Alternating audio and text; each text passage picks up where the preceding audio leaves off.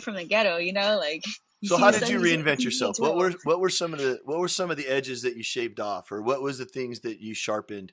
How did you change? How did you grow as Lovie the freshman, as Lovie the Oregon State Beaver versus Lovie the swordsman? What were some of the things you wanted to do? It was not easy. We'll tell you that. Yeah. I was late. Was there a lot to do? Is that what you're saying? There's a lot of stuff that you wanted to work on, or what do you mean? You're a great ball player. Wait a minute. What'd you say? You said you were late a lot? I was late a lot. Yeah, I was late. I'll put that out there. Hey, that's fantastic. Coach Berg, she yelled at me a lot. You know, but thank God. She's running some polls. Get on the polls. Let's go. Yeah, no, but it's different because you're on your own. You know, so you have to. You're constantly maturing, but once you're there, it's like, hey, I'm a real ass adult now, you know, I gotta feed myself. I gotta make sure, you know, I ice and I'm drinking water and I'm not drinking too much, you know, crap or whatever, you know, so it's just. No more hot Cheetos. No more hot Cheetos. No more hot Cheetos. No more flamas. Yeah.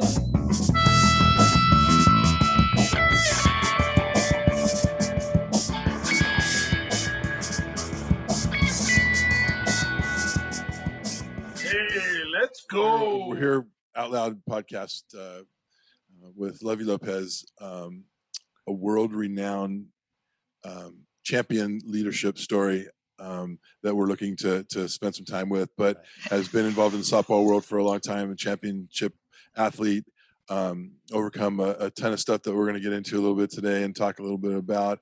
But everybody that I've met and everybody that I've talked to in research for you coming on speaks amazingly highly of you and talks about you being, you know, one of the cool people in the world. So we're really happy to have you. Thank you very much for coming on. So thank you. I really appreciate it.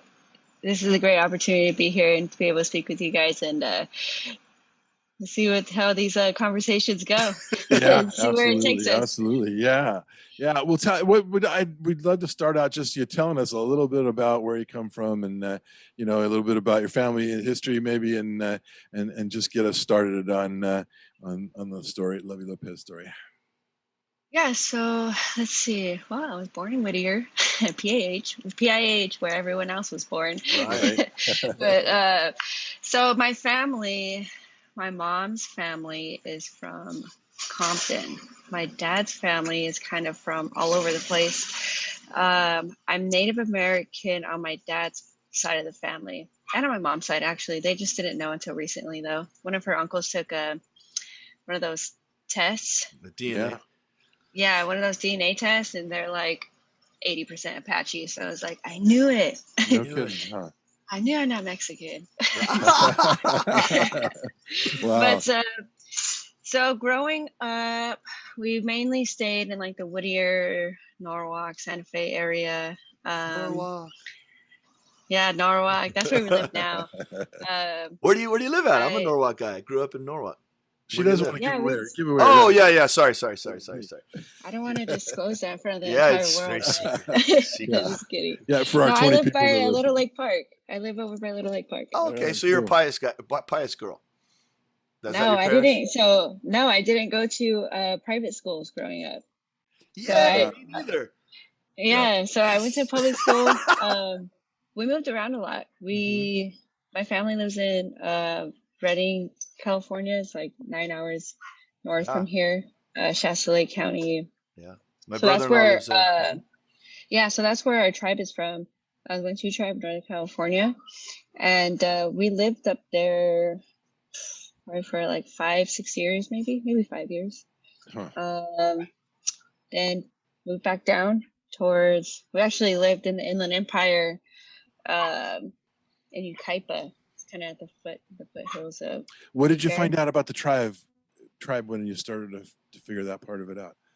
Was it from back then? Were you living with them back then? No, not back then. Wait, what are you talking about? What do you mean, like my family? Just in terms of you know, your family. You know. Oh yeah, have you talked about? Yeah. Okay.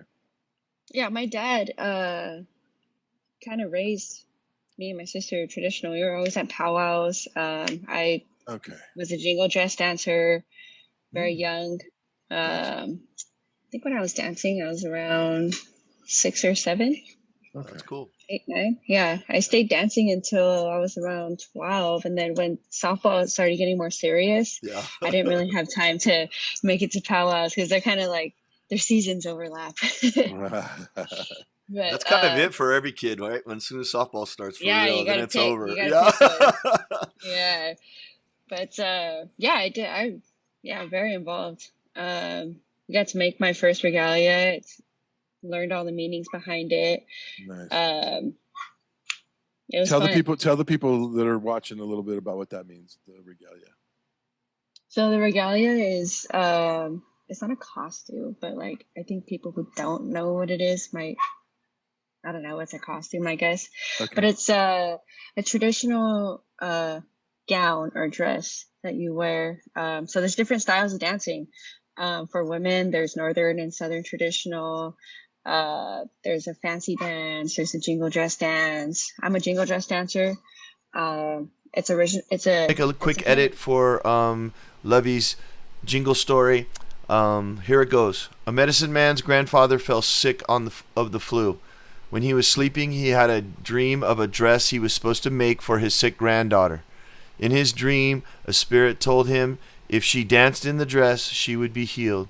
So when he woke, he made the dress and told her to dance. At first she was too weak, but after some time she was cured. And that's how the jingle dress became known as a healing dance.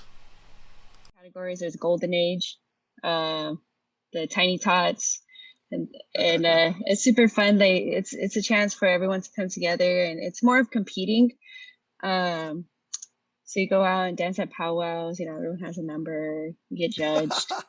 Yeah, we were blessed to be able to go to powwow when we were back in South Dakota, and they're fun. And all the kids that were in our camp, then we got to watch them dance. From all ages, from the little kids all the way up. And it was such a cool experience. To see them have that. We were trying to draw this passion out of them. And then we got to the dance, and they wanted to goof around, but their parents were right there to make sure they were like, and they went out and they had this passion for this dance, and we're really happy that the coaches dug it, that we enjoyed it. Mm-hmm. It was like a really cool moment for us. But that's fantastic. I was trying to look around to see if there's a picture of me when I was a little baby beating on the drum. Nice. So I used to sing with my dad in a drum group, and at the powwows, or we would go to like little gatherings and sing just like traditional songs or whatever. I was very involved growing up. I know when I was in Pine Ridge, there was, I walked through the school, into the class. I'm a teacher. So I walked through, I wanted to see the school and what it was like. And the principal took me through there, and there was such a huge push to teach them the native language. The language, and they were having a terrible time trying to sort that all out. It was almost like there was only grandparents knew it, and then the parents didn't know it, and they were trying to teach it to the grandkids, and it was very, very huge gap, and they were very sad about that. And my question to you is, when you were singing those songs, did you know the meanings of the words and stuff like that, or do you know any of the language? Or there's definitely certain songs you sing for like different situations. There's a healing song you sing. There's a song you sing when you're gifting something to someone. There's a very famous American Indian movement song that everyone knows. It came from, way back, I think in the early or mid to late 60s. A gentleman named Leonard Peltier started singing it, and it was a song that led the movement. Probably the Alcatraz group, that was in Alcatraz for all those years. Mm-hmm. Mm-hmm. Mm-hmm. Yeah, definitely he was there. Yep. Yeah, and but yeah, every song has a meaning to it. As far as like the words, I think they kind of just come as you sing it. Whatever you're singing to or for, it kind of is like, you just, I don't know. It's like it makes sense when you're doing it. Yeah, it does. It makes sense. It makes sense. Yeah. We were blessed to be invited to Sweat Lodge. Ooh, you by guys the went to a assistant, by the sweat? assistant Not me. assistant, That was the year I wasn't there. one of the superintendents invited us the second year that Football for Life went, and it was they were in the middle of doing Sundance, setting up for Sundance, so they were building their tree, and I'm sorry, I don't know, I should know the word for the tree, but sunrise, is that what it is? But anyways, and we got to stand on the plains overlooking this huge. We couldn't even see his house from where we were at, and they had, you know, we got to go and carry the rocks in and dump them in with the pitchforks and get inside and spend that. It was four sessions, you know, 4 times around. So it was 4 quarters, and we're a bunch of football coaches. So it was like this. Okay, if we can just get through the first quarter, you know, it was such an. But to go back to the point, the songs were what transformed us. You know, I mean, any of us that had the experience that I had, you know, in there, just to get through that, you know, and to be able to process, you know, all the things that were going on at the same time, and then the songs never wavered, you know, and it was amazing to experience that. And we talked a lot about that. Did you take a little, get some fresh air in the middle of your quarters there? Well, he was cool enough. We had one guy that sat through the explanation, and a big offensive lineman, ex-pro football player who had knee deals, and we had 10 people at least, and there were 4 men that came in with us, and so we were in there, you know, and I thought, okay, how do I do this? If I go first, do I get to go all the way around? So I go first, and they were going the other way too. And so I was sitting directly across from it. But he stopped after the first round and opened the thing up and talked to us some more about what was going on in the next songs that were coming up. And so he gave us a little break. But afterwards, we talked to those Joe. In fact, Joe Pena talked to them and said, you know, so did you take it easy on us, you know? And they were like, no, man, we didn't think you guys were going to make it, you know? There's no way to ease up a sweat. Once you're in there, you're in there. Like, there's no like, oh, we're only going to make it a medium sweat today. Like, no, it's a sweat. No, it was, I'm telling you, I'm kind of into all that before I got to do that. And, you know, it was a transformative experience in and of itself. And to walk out and go up and, you know, smoke the pipe up on the hill afterwards, and just look at these guys, and you know, can you tell me what happened right there? It was amazing. So that's fantastic. That's really interesting, and we'll talk a little bit more about that as we go. And tell us a little bit about your parents and your influences as you started to hit the softball world, and what was going on, or where did your encouragement come from, and tell us a little bit about your journey there. Yeah. So so growing up, when I was about 12, okay, let me backtrack actually. So when I was a baby, when I was first learning how to walk, my grandpa, my dad's dad, actually got me a ball and a Tina bat, you know, like one of those little plastic kitty ones. And I was putting the ball up and hitting it off. And when I tell people I've been playing ever since I can remember, I literally mean that. Like, I've been playing ever since I can remember. Right. Are you an only child, Lovie? No, Okay. I have a younger sister. Oh, okay. She's 2 years younger than me. She's my little big sister. Yeah. She should have definitely played. Oh, here we go. In fact, I went on a visit one time to Arizona, and Coach Candrea was the head coach. He turned and looked at me. He was like, "Hey, do you play softball?" I was like, "Dang it." Well, she saw you getting tortured all those years, so she didn't want to do it. Absolutely. Yeah. But I didn't really start to get serious about softball until I was about 12, going into 13. That's when I really started getting into the travel ball world. I'd always played in the recreational leagues. All-Stars. Did the All-Stars. Yeah, did all that stuff. And then it's when we moved back actually to Whittier, Santa Fe area. I got into a travel ball world, and I was got picked up by the Batbusters, The and rest is history.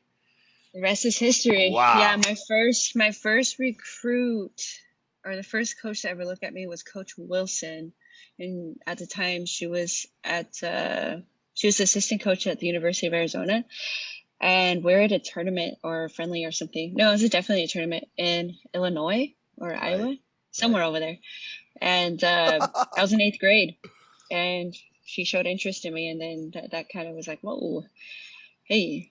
And your primary position's outfield, right? Primary position, but not is probably outfield. back in those days. Yeah. Probably back in those days, you did everything, right? No, so playing all the way up until I got to the Batbusters, I was a middle infield right-handed hitter. Right. I played shortstop and second base, Absolutely. and I hit right-handed. And then when the Batbusters picked me up, they turned my life around. I was immediately a slapper outfielder, and I was like, all right, cool, whatever, let's do this. I mean, if you like, go I to just gotta tap the ball and run. If you go to any Pac-12 school and you just play it backwards, everyone was a shortstop. Everyone pitched a little bit. Everyone was, yeah. Even the kids that I coach now, and I'm like, yeah okay, whatever. We'll see. We'll see next year where you are. So I got a quick question. I'm sorry, Tom. I got a quick question. So when you were balling, and these people were obviously interested in you, when did it hit you that I'm really good at this, or I really love this? Were you already there, or were you kind of good beyond your understanding? Well, when I went with the Batbusters, it introduced me to a different level of playing. It was way more competitive. I loved that, growing up, when you're the best one on the team, it's not good, and I wasn't the best one on the team. And that's kind of what, even playing outfield and doing slapping and all that, it was a whole new part of the game that was introduced to me. Oh. And it was a competitive atmosphere. The coaches, everything was intense. There was no like, oh, we're gonna have an easy practice today. Like, nah. Like, as soon as you woke up that morning, you're like, oh my god, I wonder what we're gonna do today at practice. Like, we're gonna die. Was Mike Stith ever your coach? Yeah, I played for Mike Stith. So you guys know he's a St. Paul guy, right? Yes, I know. So he coached me.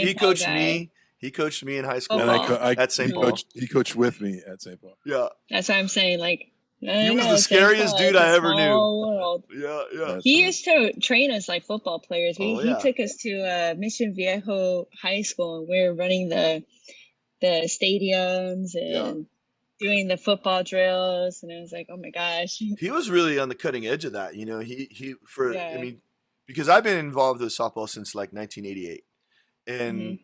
Like when I was in St. Paul, we were playing against Lisa Fernandez, and we were playing against Heather Compton, and we were playing Lisa Fernandez was in our league, for God's sakes. Mm-hmm. And, it was a different deal. There was only 9 travel ball teams total, and there was no age bracket. You were on the team or you weren't on the team. And if you were on the team, you were playing in the Pac-10. If you weren't, then good luck. You were playing at your league and playing on your all-stars and all that stuff. There was only 9 teams, Levy. Batbusters have 9 teams as just 18-year-olds. You know what I mean? 9 teams that are 14s. It's crazy now. Yeah. When I came back, firecrackers. Went back into the travel ball world. Even when I played, there wasn't even that many. I mean, I think we had like 4 or 5 Batbuster teams when I played, and now there's like 100 and something. And I'm like, what is going on? Well, Mike was on the cutting edge of training. Like everybody else was doing softball stuff. He was going, okay, well, what about power and strength and speed. That's when I came on. Guys. But he was the front end, Chuck. Yeah, he was on the front end of that. Nobody was doing that until he started. No one was doing that. Yeah, Eddie Halstead was the one that brought EM in, and he would come and train our team in the morning. Yeah, Paige was on the team, his daughter, and that was like a whole new era where our team was fast. Yeah. How many slappers did you have on that team? In the starting lineup? Was it just 2 of you or 3? I think there was 2 of us on that team. Yeah. Alexis Bennett or Chip Bennett. Everyone knows her as Chip. I don't know why I said Alexis. She went to UCLA. That's kind of what I was looking for, Lovie, is when did it hit you? Like, I'm going to be badass because It's on. you know, there's a lot of coaching, there's a lot of commitment, there's a lot of, you know, or you're one of those that is just better and you're still, you know, haven't got it yet, you know. Yeah. That's what I was No, looking for. I'll actually go back to when I was playing for Mike Stith. He stuck me in right field, and I was scared to dive. I didn't like to dive. I was so scared to dive in the outfield. And one practice, you know, and this guy has amazing bat control, by the way. He can put the ball wherever he wants it. He kept hitting me this blooper that was right between me and the second baseman, and I wouldn't catch it. And so he stopped the whole practice, threw the bat. Did his thing. He yelled. You know, I'd step off the field a little bit and be like, all right, man, it's going to be all right. I just need to dive. And then I dove and caught it, and I was like, all right, cool. And then I think from there, that was like my favorite part. That's my favorite part about playing is robbing someone's hit or making a diving catch. Nice. And how did that role model affect you? So that's a male role model for obviously your dad. You got Jim Mayer was your coach for a minute, you know, then you got this guy's through your teens. What's the difference between playing for an all male staff or a male staff and playing for Coach Berg up at Oregon State? Did she recruit you? Did you play for her for 4 years? Yeah. 5 years? Yes. Yeah. Yes. Was there a difference between playing with men and women coaches? Do you find there needs to be more women? Do you not care? I think playing for a woman coach is more relatable. Especially an ex-player, because they've been in your position. They've literally been in your position. Right. So, you know, and that was my favorite part about playing for Coach Berg is, you know, I got to sit there and pick her brain, and she was this amazing she's an Olympian, Chuck. player. Yeah. Yeah, Chuck, she's an Olympian, by the way. Yeah. She's an Olympian. Just so you know, just to show you how old I am, Lovie, I coached against her and her sister at Santa Fe. When I was at St. Paul, they were at Santa Fe, and I was like, what a hot mess. I think she was a catcher, left-handed catcher. She probably was. She would catch the ball. Oh, I think she was. And she wouldn't even move, Chuck. She would just go whoop and whip the ball over to first, and they'd pick us. I'm recalling one time she was bragging about her trick plays as a catcher. Yeah, because she's whoop. Yeah. Yeah. It was awful. Yeah. I was a first base coach. Gave me nightmares. And then she just destroyed she was offensive, you know, juggernaut. I mean, she could do whatever she wanted, you know. Yeah, so that's one thing that I absolutely loved about Coach Berg too, is that she's just a player. You just played the game. It's literally just a game, and you just play and you just react. And I think a lot of times, you know, coaches try to complicate the game and make it black and white, and it's totally not like that. It's like, dude, just play just catch the ball and throw it where you need to throw it. And why would you throw it there if the runner's going there? It doesn't make sense. You know.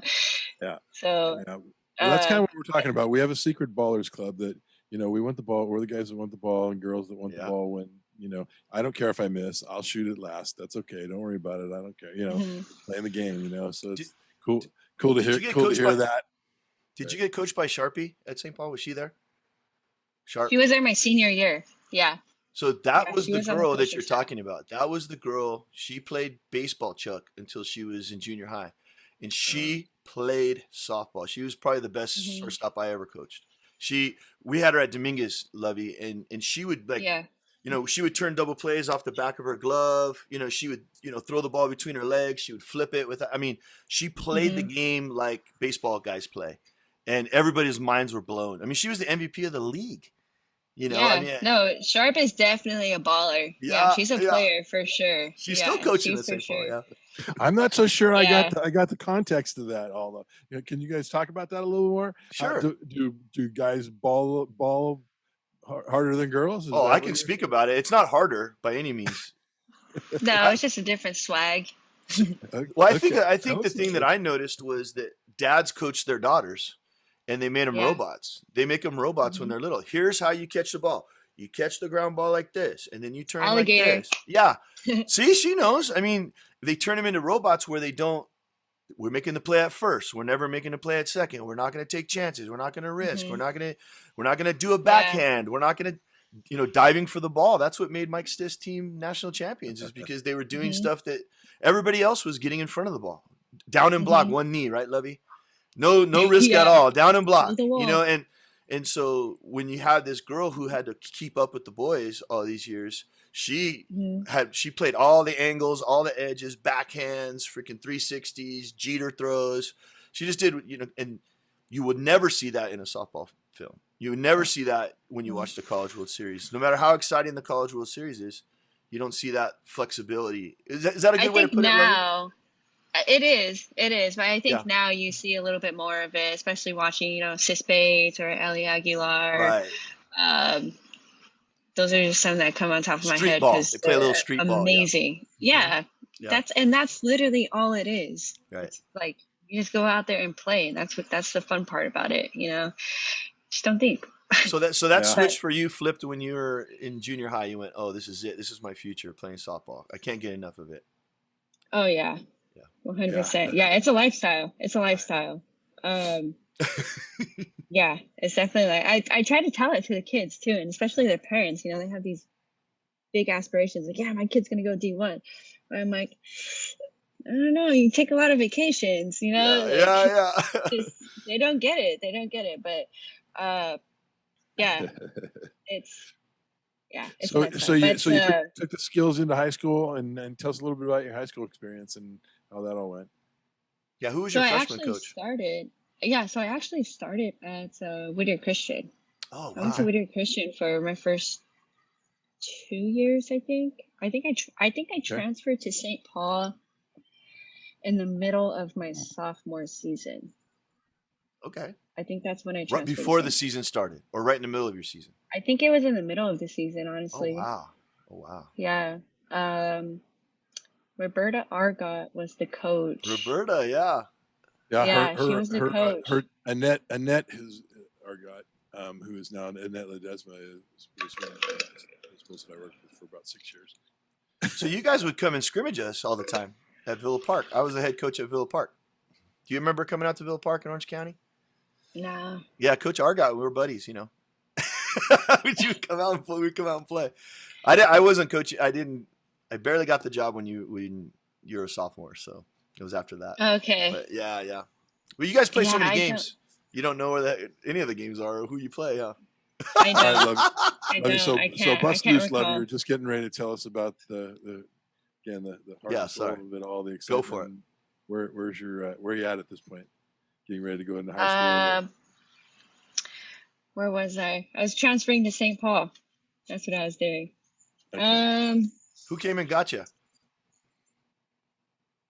I don't know. You'd have to ask my dad, actually. I don't know. I think it might have. I feel like it was Jesse Munoz. Yeah. I think because him and my dad were friends, I think. Mm-hmm.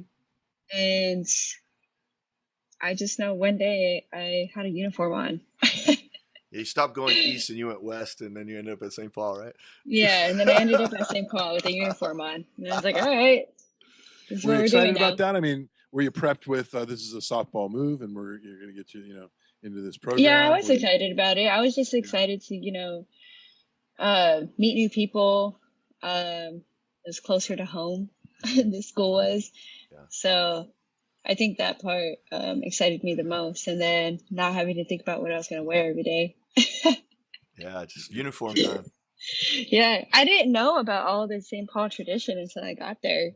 And, now that I'm an alumni, I'm like, yeah, that's deep and it sticks with you forever. Literally. Yeah, look at all this stuff behind me. Yeah. That's all this stuff. Uh-huh. I got my St. Paul socks over there that you guys wear if you want me to pull them out. So that was the cool thing about being with Jim was that Jim asked about the traditions and I was the assistant coach. I said, well, let's put some swords on the helmet. Can we do that? I'm like, sure. Put a sword on there. And we were wearing shorts all those years. And he was like, well, we need some socks. I said, well, why don't you just wear the football socks? And then when we transitioned into pants, like, nope, let's just keep wearing the socks, yeah. And those are the things. Together we're better. We've been doing that for 40 years. Together we're better. I actually tell the kids at my school, I'm like, look, this team is going to go on your field at the end of the game and they're going to circle up and they're going to do a thing and you can't get upset. They're not disrespecting your field. They're just doing their team deal and knock it off. And don't be all worried about your field and stuff like that. So yeah, very powerful. Play like It a is. champion, all It that is. stuff, right? Yeah, it's important to like pass that stuff down too to the younger ones. They don't get it until they're upperclassmen though. Till For they sure. leave. Some of them until they How'd you leave. respond to it at that time? How did you, again, how was the coaching different, or what was going on at that point? So Jim Mayer didn't actually come until my senior year. And then that's when he introduced us to all the, like you said, he introduced us to all the tradition, and we would go to chapel before every game. We had I think we wrote each other notes. They still do that, I think, and they keep them in your back pocket. Yeah. It was cool. I think it was it made it a routine kind of. Did you guys do the dirt Player and the has to have grass? that routine. I think we did the grass. Yeah. I think I remember taking grass and putting it in my back pocket. Yeah. So they would get some grass, and then you drop the grass. When you go out to in the first inning, they drop the grass out of their pocket, and now it's their home field. So you're playing a home game no matter where you go. And the dirt, the same thing. Really cool shit. It's pretty cool. Yeah, that's all shit that I would have hated, Tom. I understand. Let's go. Let's go. Let's go. Anyways, yeah. So were you having fun playing? I mean, were you having fun playing at that point in time and getting good and had aspirations at the next level, or what was going on? Yeah, I think at that point I was having the most fun. I committed to Oregon State my junior year. I waited because I wasn't sure where I wanted to go. I was very fortunate to have offers where I could have picked. And I didn't visit Oregon State until I think it was like mid of my junior year, my junior season. And then, I mean, once you know. And me and my dad took a drive up there. It was our drive up there was crazy. Actually, we spent like 5 hours in Corvallis in total. We just did a quick turnaround trip. There was it's a 2-lane freeway going from California to Oregon, and then it was raining hard, and a big diesel turned over and blocked both the lanes, and we were stranded for a little bit. But once we got there, we didn't even watch the game actually. They were playing Oregon, and it was raining and cold, and we're like, let's go get coffee. Yeah. And then we met with the coach, and I don't know, it just felt right, like I was supposed to be there, and I shook Coach Berg's hand. And it's funny actually, because when we were there, Randy was also there, and she was like, "What are you doing here?" And I was like, "What are you doing here?" And I didn't know they were sisters, let alone twins. Oh wow. Yeah, so that was. And who is that? Who's Randy? Randy is Coach, she's Coach Berg's twin. Oh, okay. Wow. Yeah. They were the dynamic duo at Santa Fe, man. Okay, gotcha. But so once I committed, kind of the stress kind of relieves a little bit, because it is stressful going through a recruiting process, and you get so much to think about, and you're young. You're at that age. You're young, and I remember thinking like, "What the heck is a major? I don't even know what a major is." So it's just it's a lot. So once I committed, I just was having fun at that point, and it was just I would just go out and play, honestly. And then my senior year was probably the most fun I had, I think. Yeah. That was pretty special for sure. Mm-hmm. Tell us a little bit about that year. Your year. What kind of year did you have? My senior year of high school? Yeah. It's funny because people ask me a lot about what I remember from that season, and I don't remember a lot. I just know that it was fun, and we competed. We had a good team. I'm still friends with Crystal, and at the time, I don't even know her last name actually, but it's new now. But she changed it. But Crystal and Nico and Jasmine Martinez, and there's some of my closest friends from back at St. Paul. So like we were just out there literally just having fun. Danny Munoz was there. I still keep in contact with Miranda Bueno. She was there, and Jackie Candalis lives down the street from me. So we were it was a good group of kids, I think. and we just clicked. We would push each other in the weight room. We didn't really need Coach Mayer to tell us and get on us to push ourselves, because we were just competing against each other anyways. Right. You know, Brianna Campos was there. In the weight room, we would like race or like see if who can get the most reps, and that to me is special. We definitely had a special team, and like what there's five a lot of of us legacy. went There's a lot of one. legacy kids on that team. You know, kids that like Yeah. Nico's dad, I think, is Mr. Walker. Yeah, Mr. Walker. Big football player and a big pitcher for the baseball team. Like a lot of people, Jesse knew what was going on with all the traditions, and everybody was kind of bought in. There wasn't really any outsiders, you know, as far as I could tell, you know. And you were talented. Let's put it that way. You know, you guys were studs. There was no denying that. We knew it too. We knew it. Yeah, it's good, man. Well, and that's what makes it. That's what makes it fun. We were good. It makes it more fun whenever you're playing and things are good and you're competing like that. You know, Tom and I were talking before you came on about having 100 freshmen and having nowhere to hide. You know, you either played and were the best, or you know somebody was right there to take your spot. You know, and in some sports and in some schools you can't do that because you don't have that many kids. You know, so you get spoiled with that kind of competition, and it makes it a lot more fun. I mean, I know in that particular team and those kind of teams where you have those league champions or those CIF champions, you know, you guys really get to be the powerful woman, you know, to the max. I mean, because there's a lot. I remember when I went to school with Carrie Kropke, who was the pitcher on the '88 team, and she would get in so much like trouble for being that alpha dog. She was alpha. I mean, she didn't matter if you're a boy or a girl. She was alpha. She was badass. She was going to the Pac-10. She was going to play ball. She, you know, like she was going to be a pro, and it made a lot of people cringe. She intimidated a lot of people because she was so badass. It wasn't accepted back then, even though they won the state championship in '88, like you guys did. It wasn't as cool as it was whenever you guys were rock stars. Everybody loved the swag. Everybody got on board. Everyone waved the towels. Everyone showed up to the games. And I think that is such a wonderful, you know, evolution from when I started coaching to when I saw you guys win. You know, I was like, Jim, I can't believe you come back for 1 year and you're winning the championship. You know, he goes, I got these kids. They just go. They just play. I don't have to do anything. Played. Yeah, I just played. Get out of their way. Went out there. We held each other accountable. When someone would make errors, we'd make sure we did our sprints, and we were on each other. Even Sydney Kryman was on that team, and she talks about it a lot. How even when Crystal had to miss Crystal played third base, and Sydney Kryman came in, and Jim wanted to move Crystal from third base to first base, and Crystal was like, "What? Hold on, let me see what she has first before you make that move." So, I mean, that's the great attitude right there. Like, nah. Yeah, and it worked. So it worked. Like we Sydney talks about this all the time. My first year when I came back and I coached at St. Paul, she was also on the coaching staff, and she would tell the girls all the time how, you know, she thought like, "Hey, I'm not gonna make this team because these girls are so good." And I'm like, "Why, Sydney? Why do you say that? Like you?"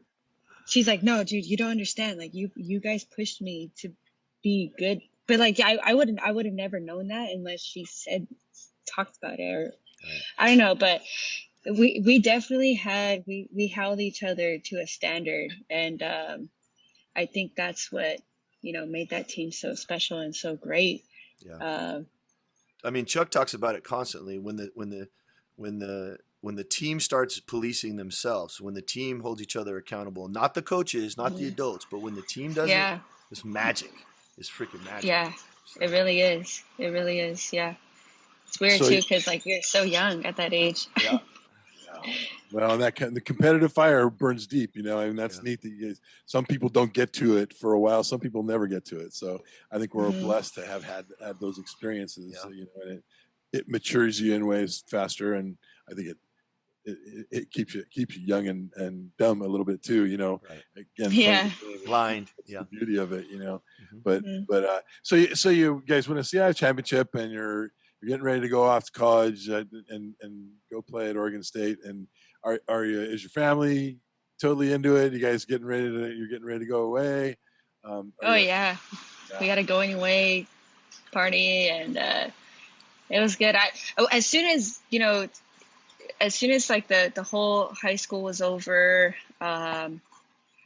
travel ball, I didn't really, travel ball was there, but I was focused on Oregon State. That was okay, I need to get there. I need to get comfortable. This is a new environment. I mean, and as soon as you get there, I mean, it's right. Boom. Once you're there, you get right to work. Right. So yeah, that was my whole, I mean, I had worked my entire life up for that point. So once I was there, I was more anxious to get there and to get started, and, I was talking to my counselors, my academic counselors, getting my schedule up, signing all the paperwork. So I was definitely ready for it. I was getting all the school emails. I had my Oregon State account hooked up. So I was How did Oregon State take care of you freshmen? Did they sign you an older sister concept, or what did they do for you? How did they take care of this girl from Norwalk up there in Oregon where it's raining and all that stuff? How do they support you? You're making me flip so far back into my files. What did I do my freshman year? I think it's definitely like a buddy system. Cool. And the cool thing about Oregon State, and what I really love about Oregon State, is that they really build a family environment out of it. Same thing with St. Paul. Yeah. If you're an Oregon State Beaver, you're a family. Right. People would always joke about, oh, you're a Beaver, blah, blah, but I'm telling them, a group of Beavers is called a family, and I thought that was the coolest thing. Right. But so they do a good job on like grouping all the athletes together. When you get there, they have a bridge program, so you go. I think it's like a month before your first actual term starts. They dorm you. Cool. With all the athletes, and it's not with just your team, so everyone football, intermixes, baseball, whatever. Everything. Yeah. My first roommate was women's basketball. Was my first. I was like, wow, good morning. But it's cool because you're meeting people from all different. My roommate was from Germany. Yeah, and my other one was from, I think, St. Louis. Nice. Yeah, so Jen Hill, if you ever listen to this, what's up? No, but you have to send it to her. That's right. Send an email. Reach out. I mean, once you're there, I think you're like reinventing yourself. You're just like meeting new people, learning all the different, parts of the world they come from. I think we had another roommate who was from Australia. Oh, wow. So, everyone has these cool accents. So it's like, I'm just like, all right, cool. Like I'm just a kid from the ghetto, like.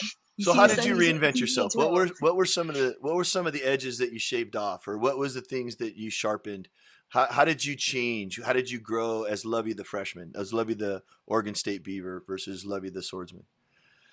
What were some of the things you wanted to do? It was not easy. We'll tell you that. Yeah. I was late. Was there a lot to do? Is that what you're saying? There's a lot of stuff that you wanted to work on, or what do you mean? You're a great ball player. Wait a minute. What'd you say? You said you were late a lot? I was late a lot. Yeah, I was late. I'll put that out there. That's fantastic. Coach Berg, she yelled at me a lot. But thank God. She's running some polls. Get on the polls. Let's go. Yeah, no, but it's different because you're on your own, so you have to, you're constantly maturing, but once you're there, it's like, hey, I'm a real ass adult now, I gotta feed myself. I gotta make sure, I ice, and I'm drinking water, and I'm not drinking too much, crap or whatever, so it's just, no more hot Cheetos. No more hot Cheetos. No more hot Cheetos. No more Flamas. Yeah. No more In-N-Out. In-N-Out wasn't even out there in Oregon. Sorry if you can hear my dog crying. But, did you start as a freshman? Yeah, I started as a freshman. Nice. Yep. That was one thing that I was actually nervous about going into my freshman year. The outfielder, whose position had to interview for. She was a senior that year. Oh, wow. And she had Pac-12 honors for hitting. Wow. That past year. So yeah, I knew that going in. That was kind of my mindset. So when I stepped on the field, I was like, all right, like it's time to level up. I love it. Like we're in the pack now, you know. Yeah, like yeah. That was kind of it. And even just being with, you know, in the presence of Coach Berg and the atmosphere, you know, you see the Pac-12 on the gates, and you know you're doing interview practices, you're doing mock interviews like for TV and stuff. I'm like, wow, why do I got to do this? And then you're like, oh crap, like there's going to be a camera, you know, just even doing that. It's like, okay, it's a whole different world, whole different atmosphere. Wow. I was a kid that didn't really think before I said stuff, and I was like, okay, I have to think before I say stuff now, you know. Yeah. Like, I can't just say that out here. You're a true swordsman. I think that reveals more than anything right there. Oh yeah. I mean, we all just say whatever we want to say. That's I was just telling Tom in Santa Fe Springs. Yeah. I was just telling Tom the story about getting called up in my freshman year to the coach's office and thinking he was going to tell me doing a great job in camp, man, you know, keep it up. You're going to start as a freshman, you know, all that kind of stuff. He called me up and said, if you ever talk to the trainer like that again, I will send your ass home, you know. And I was like, oh shit, okay, this is a different deal, you know. I get that respect. You know, just that coolness, that again, and playing the game, you know. I mean, you got to go out and compete for a spot and take a spot, and that must absolutely have been for you. Yeah. Was there any pushback on with the senior girl, or did she end up being a DP or something? Did she hit, or was there any? I think clash? she ended up being no, absolutely not. Good. That's cool. No, yeah, we're teammates. You know, I was there to push her. She was there to push me. I knew that if I didn't do my job, she was ready to go in, and vice versa. That's a lot different than high school. Oh yeah. Yeah, I mean, you can't cry at that level. Mm-mm. Your mom and dad isn't there to go talk to the coach after the game, you know. So it's just, hey, if you're working, you're working. If you're not, your spot's gonna get took. And I did it. Well, being the athlete that we know you are, you must have been having a good time, huh? It must have been really pretty fun, huh? And it was challenging at first. My freshman year, I was like, holy crap, what the heck? We're waking up at 5:30 in the morning and running gassers? Like, what is this? But it's fun. It's fun. How'd you hit that year? My freshman year? Yeah. I think I did pretty all right. I don't know my stats. I wasn't really too big into my stats.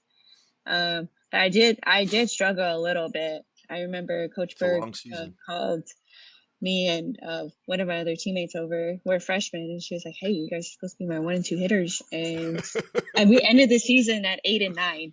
Yeah. She's like, what's going on? And we're like, what? The ball's small. I can't see it.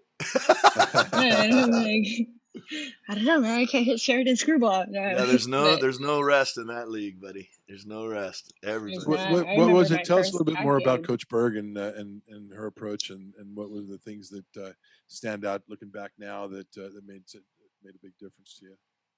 It was her, right off the bat, it was her professionalism, for sure. Her class that she carried on and off the field, that's something that I really took, and that I still, you know, keep close to me every time I walk out the door. She did a good job on, you know, implementing that in the team, and even just myself personally. It was her class. But as far as coaching and on the field, she just really opened the door to a new perspective on the game. I never thought about the game. I just played. She taught me so much about the game, and I love it now that I'm coaching. I'm able to use that and implement it, you know, because to me, now that I coach, it's because the game is so easy to me. It's very simple, but you just have to figure out who you're coaching, you know, and there's different ways to explain stuff. And, you know, Coach Berg did an amazing job in just breaking down the game and being like, well, why are you freaking out about that? Mhm. It's just, hey, you got to read the ball. Like the ball's going to tilt towards the line all the time. Or Right. she would do this thing where she would do scenarios on the ground. And she'd be like, okay, we have a speedy runner on one and a not so fast runner on two, and the ball gets hit to you. Where would you go? And I would not know the answer, but I know in a game, I would be Right. like, oh yeah, I'm gonna hit my cutoff to make sure that runner doesn't score or Right. whatever. Split But the I runner. never thought about it, Nice.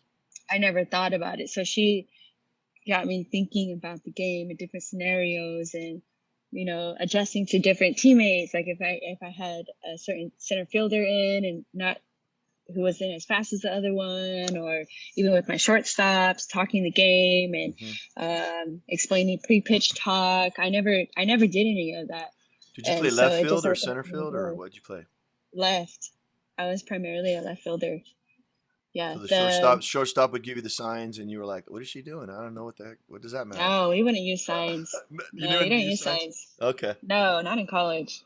No, So you you have just to gotta use play. code words, or what? How did you guys communicate the pitch? Do you You just remember? adjust. We would just adjust to You just the know. hitter. Yeah, we would just adjust to the hitter, read her bat angle, if she was on time, she was late. Because pitchers miss their spots all the time. So it's not, you can't really make that adjustment. Especially So like at that level, everyone's a good hitter. So were you totally open to the coaching? Were you a little bit rebellious at all at that point in time, or was it a constant learning experience for you that what was your state of mind at that point? Having some success, obviously, and starting as a freshman. Was there a next level to you at that point, or were you just playing? Yeah, definitely. I would say coming into my freshman year, it was more humbling because I realized how much I didn't know about the game. But I mean, it's just, I wouldn't say rebellious, because I mean, you always have to respect your coach. I mean, that's your authority. And when you're at that level, that's pretty much really the only person that you have to look to, that's your leader out there. Yeah. That's who you call if you're stranded sometimes, so yeah, but I would say it was humbling, and it definitely opened up a new level of playing for me. It's What a about? whole new world. So you were involved in one of the most successful high school programs in Southern California. You were involved in one of the most successful travel ball in the nation, maybe the world at that point. You guys could have easily went and played international and whipped some ass. I'm guessing maybe there wasn't that same amount of success in the wins and loss columns in Oregon. I know that, just traditionally middle of the pack, trying to fight for, to get to regionals and stuff like that. Was that hard for you to go from that winning to this sort of, we lost another one, we dropped another one. Yeah, straight out. Straight Out. I'm not even gonna lie. Yeah. Did you think about that before you committed to Oregon State? I mean, it wasn't UCLA, No. or No, I didn't. Because I knew I wanted to go to learn from Coach Berg, and it's exactly what I did. I had a lot of respect. I still do have a lot of respect for, Coach Berg. She is literally the most decorated player in the entire world. Right. And I don't think anybody's ever going to beat that. Right. She's a slapper outfielder. I'm a slapper outfielder. And, it's funny because at the time I did not even know that she was from Santa Fe Springs. Wow, no kidding. Really? Yeah, I did not know that. Yeah, I didn't know that. And I was like, what? This is crazy. But so you were just going off that love, that gut instinct. You didn't care about all the stuff. Hey, frankly, I didn't care. Maybe you were the one that was going to make the difference, right? I mean, that's kind of the attitude, right? We're going to go out there and kick ass. Let's go. Yeah. Yeah. It was tough though. It was. I got in trouble for throwing my helmet a few times. Yeah. Yeah. Cracked a couple helmets. It definitely tested my patience. It tested my ability to be a great teammate in the midst of all that failure. It really did.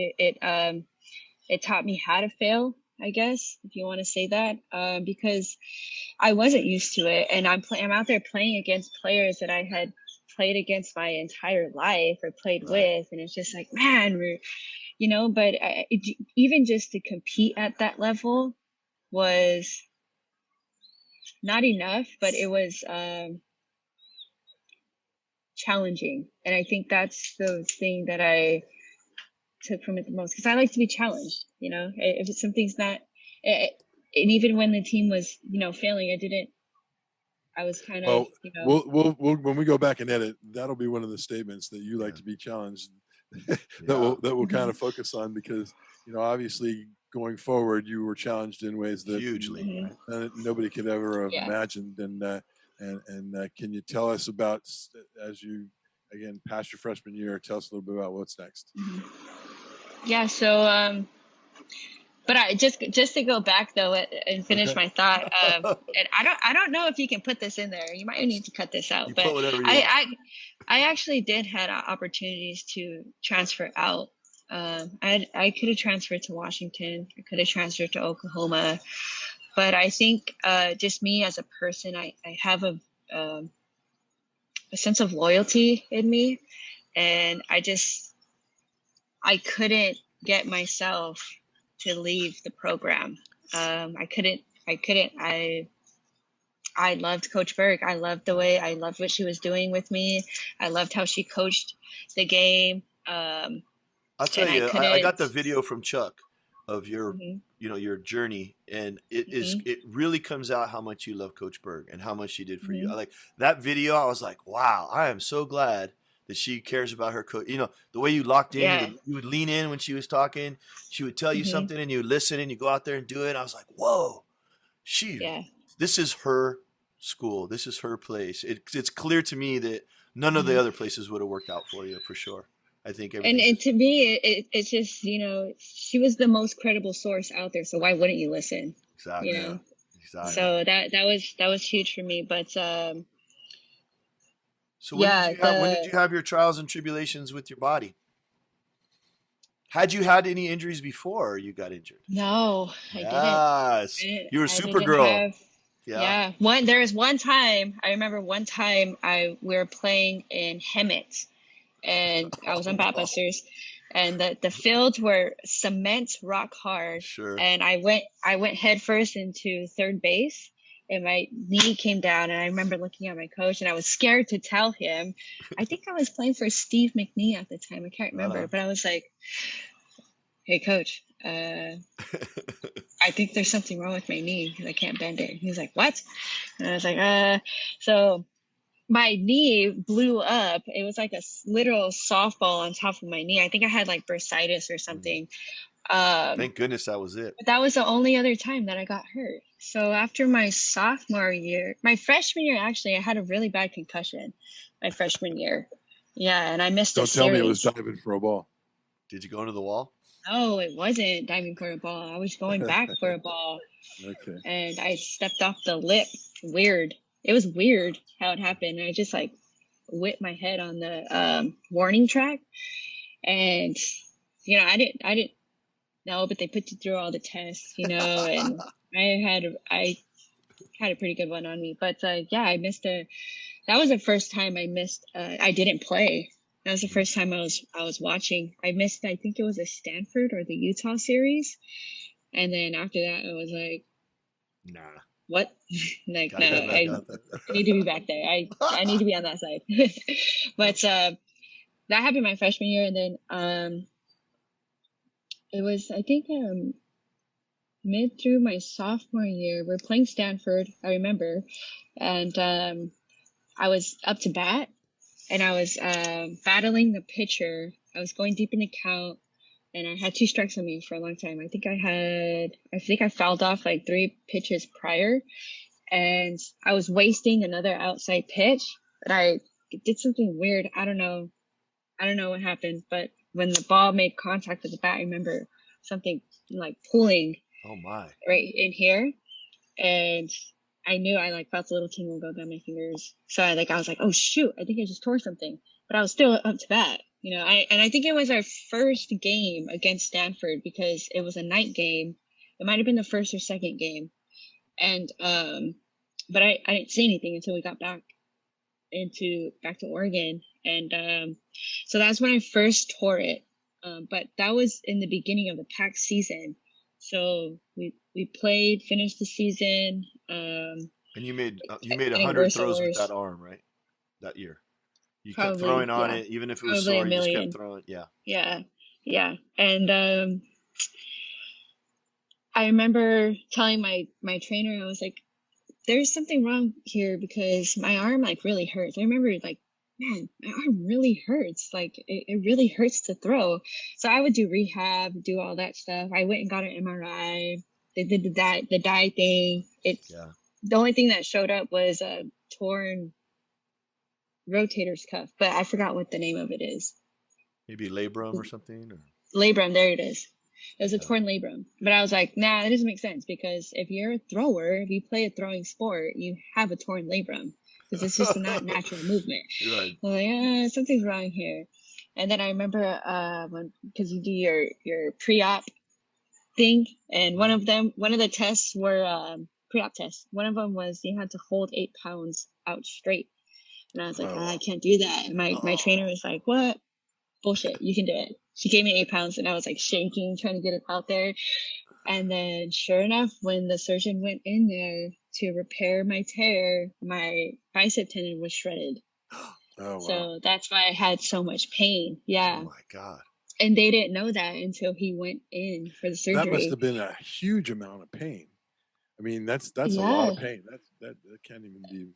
I mean, I knew something was wrong. I just knew it. I felt it. But yeah, so we had to, do the bicep tendinosis thing. They cut it, they shredded, screwed it in the other side, whatever.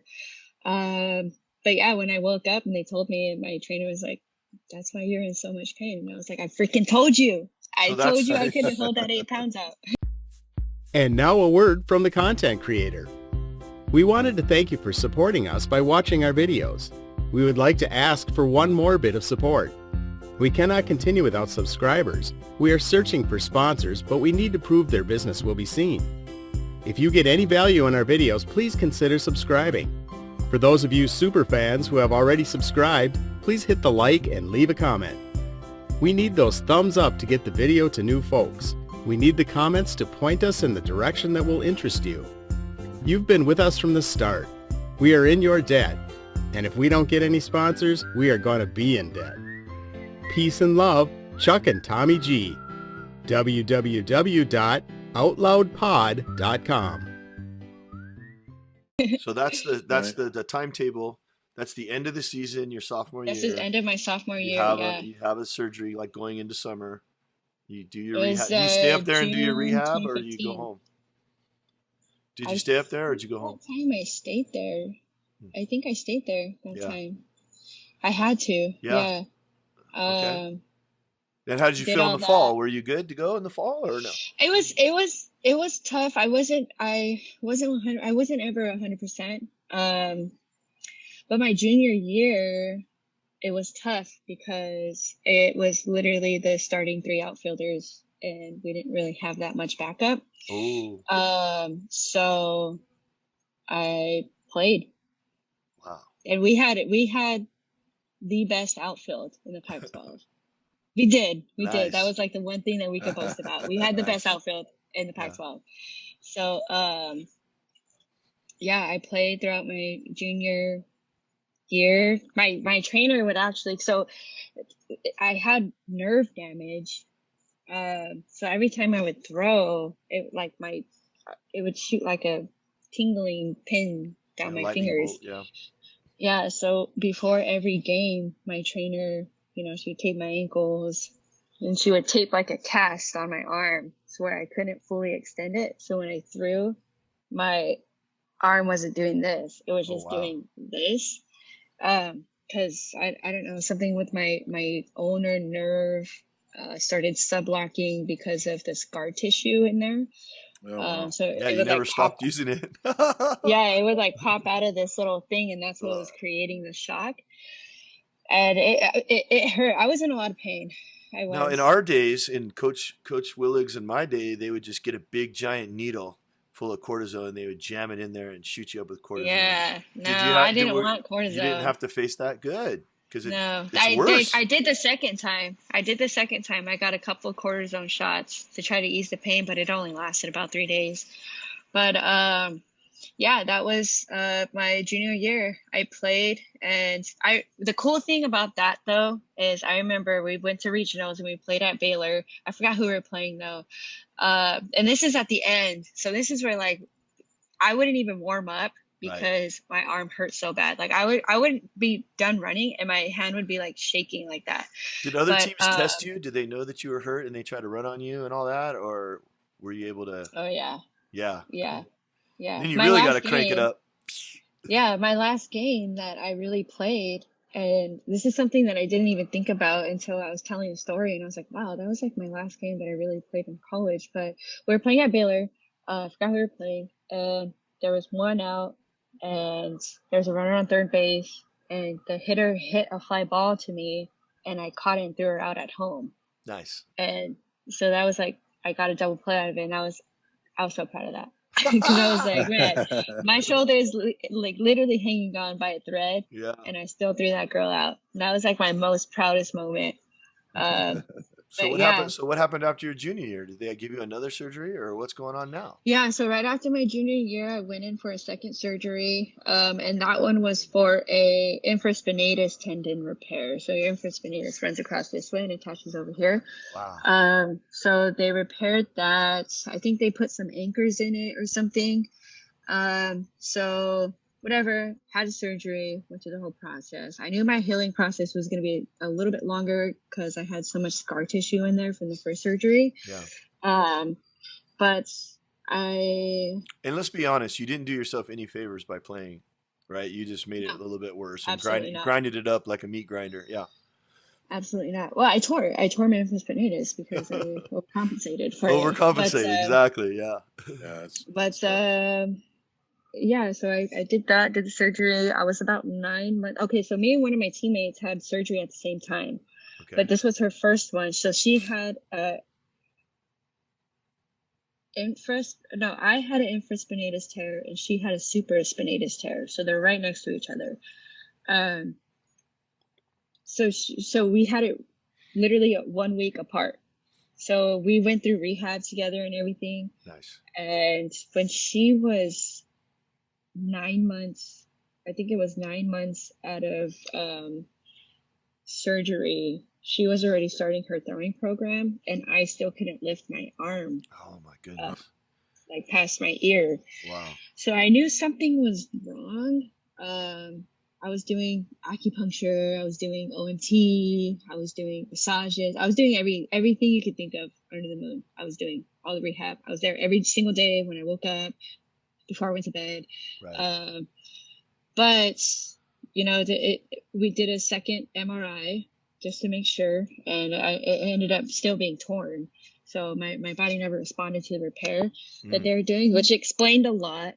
At the moment, in that time, it tore me apart because before my surgery, we sat down with the surgeon. He talked to me. He said, hey, before we get into the surgery, I just want to let you know, if you tear it again or if something happens where we can't do a third operation on you, you're going to put too much stress on your shoulder. Wow. Basically, you would have to medically retire. So going into surgery, I knew that. Now 9 months post-op, this happens, and it was tough. It was tough. I went through it. I did. And whatever it was, I went through it. Season's coming up, man. You're not going to get. It's so close. Mm-hmm. I think we're in November, the month of November, maybe. Mm-hmm. So what kind of advice were you getting at that point? Were you thinking about not playing? Were you thinking about, or were you just trying to find every way, shape, or form to get back on the field? That's a great question. I think we did preseason, and it was nothing, but I definitely thought the first thought in my mind was to redshirt because this is my senior season and I didn't want to not play my senior season, so yeah, I sat down with my trainer after that, and we talked about it. We went and talked to Coach Berg and said, I think it's best if I redshirt, maybe give myself a little more time to heal. And it was tough. It was tough. Coach Berg wanted to be out there on the field. I wanted to be out there on the field more than anything. But the circumstances I was in, it wasn't working out. So did that. Had the meeting, officially redshirted. That was tough. Even just in my redshirt year, I wasn't traveling with the team. I didn't get any of the team gear, which was weird. Yeah, so it's just like. Did you have it? I remember they had nice sweatsuits, and I was like, man, what the heck? Was it dark times, or were you able to find something to keep your spirits up? No, it was pretty dark, it was different. It was like something I never knew, like I didn't know this type of sadness, like not being able to play. And then that's when I was like, man, I really love softball. Yeah. So it's like when they take it away, then you really love it. Yeah. It was tough. Yeah, I remember my sister actually flew out and stayed with me for I think about a month or two. She was out there with me, keeping me company while the team was traveling. Yeah, so I mean at that point I was just going to rehab faithfully. I got to just really focus on my classes and do all that stuff. But yeah, it made me more anxious and eager to get back out in the field to try to figure out, what am I going to do? Like I need to be careful. I need to, I need to start watching what I eat. I need to eat more vegetables. I need to drink more water, because it's all part of your healing process. Yeah. So yeah, it was tough. And then, what were you doing that kept you occupied? Did you really dive into school, or was there, a social aspect that kind of, kept you going? Did you do anything, what kept you, or was it just working out and rehabbing? It was just rehabbing. I think I had a dog. I had a dog. My roommates had dogs. So yeah, we would just, that's what kept me company, I guess. I don't really remember. But yeah, it was. So it was even weird. even in your redshirt year, there wasn't this idea that it was over. It was just, I need more time, and I'm going to get back. Okay, that's amazing. I think a lot of people would, most people get redshirted when they're freshmen or whatever, and to get bigger and stronger. And here you are, sort of, you're rounding third headed for home, and you're taking another year. So you had that mentality, I'm coming back, it's going to happen, there's going to be another day. Yeah, something needed to happen, because I knew, I was like, man, this is my last year. I don't want to just, sit here or not be able to play at least a little bit. So could you hit? Could you hit with the shoulder? Oh no. I couldn't hit at that time. Yeah, no, I don't even think I started swinging a bat till I was almost a year out. Actually, yeah, I was almost a year out. So I remember now, thinking back at it, I was like, man, I haven't swung a bat in like a year. It's crazy. But that's the only time in your life that you haven't swung a bat since you were 3 years old. I mean, that's crazy, man. It was so weird. It was so weird. And you don't even start off with a real bat. You start with like a wiffle ball bat. And just like the old days when you were 3. Yeah, you're literally starting over. So it's like, it was weird. But I mean, I was excited when I started to swing that wiffle ball bat, because I knew, okay, it's one step closer. Step closer. I think that's what kept me motivated, was really my rehab. I had a great athletic trainer, Heather Alkington, called her HE. Shout out to HE. She was like a mom. You're gonna have to give her an email, man. You're gonna have to talk to her. I will. I will. I know. I need to let her know I'm doing all right now. But she was definitely there, and she got me through it. She would just set little goals and like, hey, you can lift your hand at 75 degrees now. Like that's huge. That's amazing. I'm like, hell yeah, that's freaking gold dope. Star. But, yeah, seriously. So my rehab played a big role in getting me back, like physically and mentally, for sure. So you were doing, you were doing as much rehab as the team was doing on the field, or more. I mean, they're only allowed certain amount. Yeah, they were only allowed certain amount of hours. to be on the field, and here you are probably putting in 6 a day or some crazy thing like that, you know? I would do like, I think I had like 2 or 3 workouts. Even when the team was out there on the field and I couldn't do it, I would just supplement it with a rehab workout or Could you a run? stretch or something. I couldn't really run. Oh my Not God. really, yeah. No one thinks about their shoulder as just killing the whole thing. No one thinks about your shoulder. It's like your lifeline. It's Wow. crazy. Wow. I remember what part of our rehab was walking. Our arm swing when we walked. Yeah, when we took our sling off, we had to learn how to swing. I'm telling you, cheers to all of the shoulder injuries out there. Oh man, it's not. Yeah, it's tough. It's tough. Yeah. So what happened the next year? Now tell us, at what point are you? Now I think everybody, if they don't know by now, you put on the different glove. You put the glove on the other hand, and you sort of went in a different direction. When did that happen? Was that after your redshirt year, or was that before that? It was after my redshirt year. I think I just came to a point or a realization where, you know, one, I was running out of time. Yeah. I didn't have much time left at Oregon State, and 2, it just, you know, throwing just seemed so far-fetched for me. You know, like it hurt. I can't even, like, I literally dreaded throwing the ball, and I'm like, oh my, what? You know, and it wasn't good for me. You know, it wasn't good. So I just didn't give up, I guess. I don't know. I said, well. So what's the thought process? Did somebody say, throw it left-handed? Did you just go grab a ball and go, let me just try and do it left-handed? What was it? I just did it. I think I just did it. I being on the field is a big, I love being on the field. I love being in tune with the game. You know, you're right there screaming. I'm a left fielder, and I was one of the loudest ones on the field.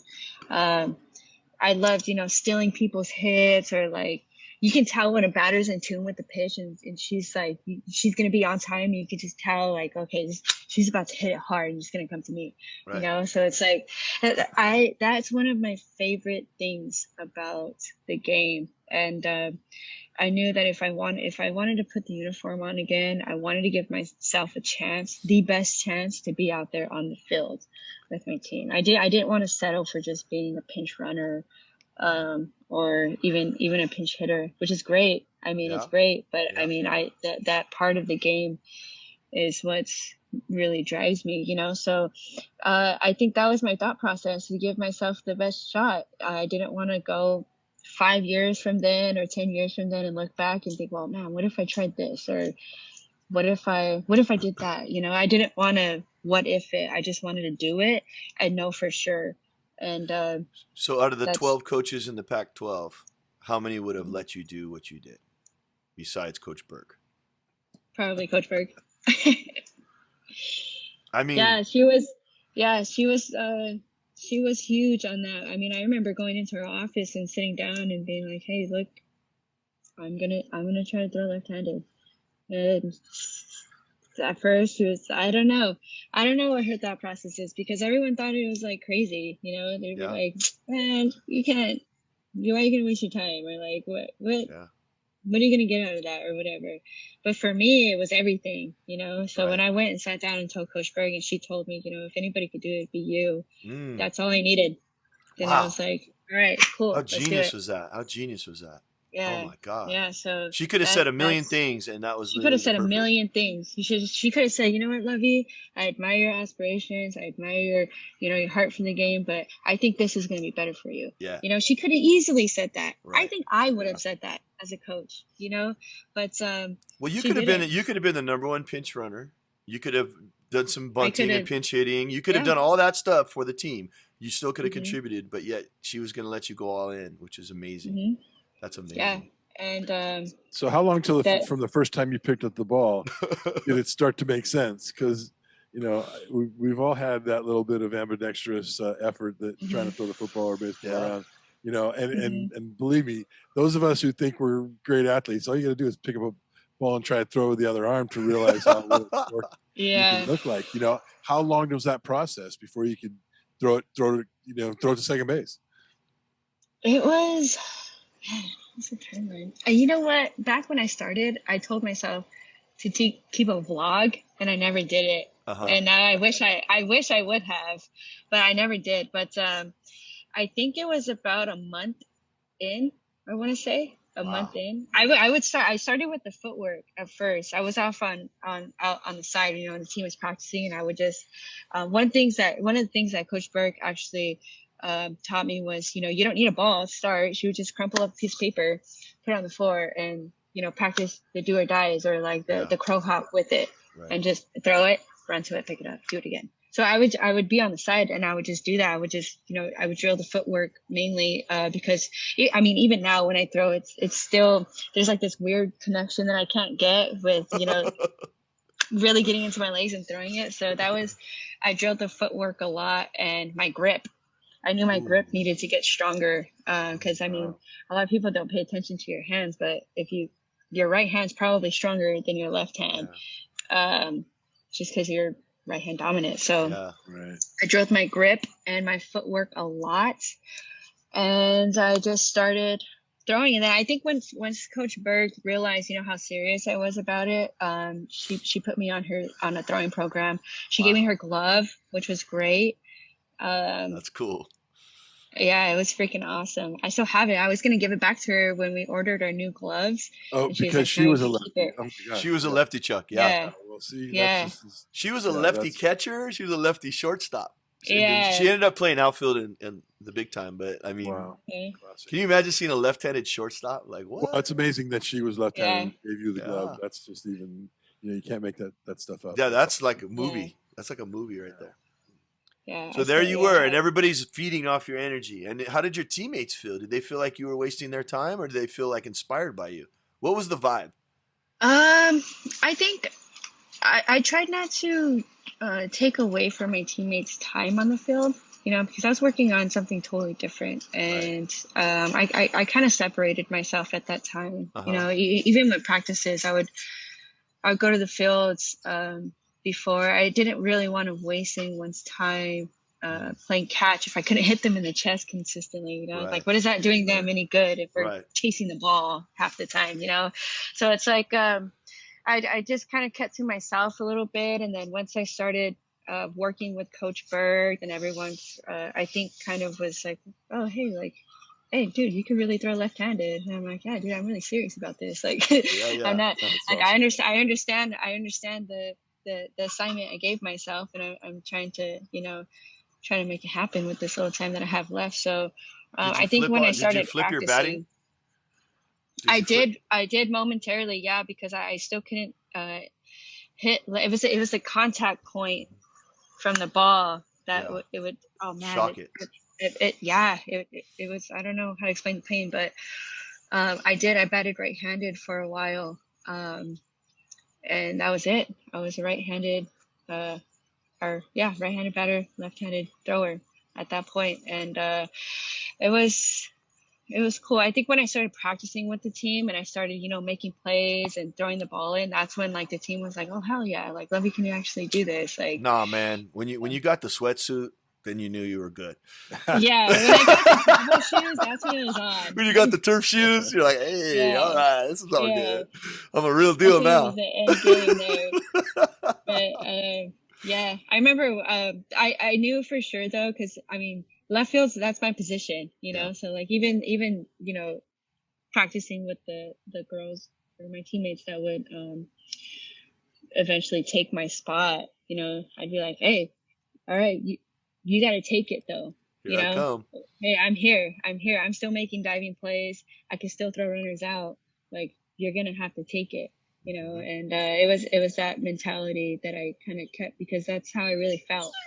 I really felt that way, that like, hey, this is my position. And I think you must have been super valuable to the team, in that way, as far as inspiration, as far as, toughness, grit, all these things. You must have been the linchpin and all that stuff. I hope so. I hope I was.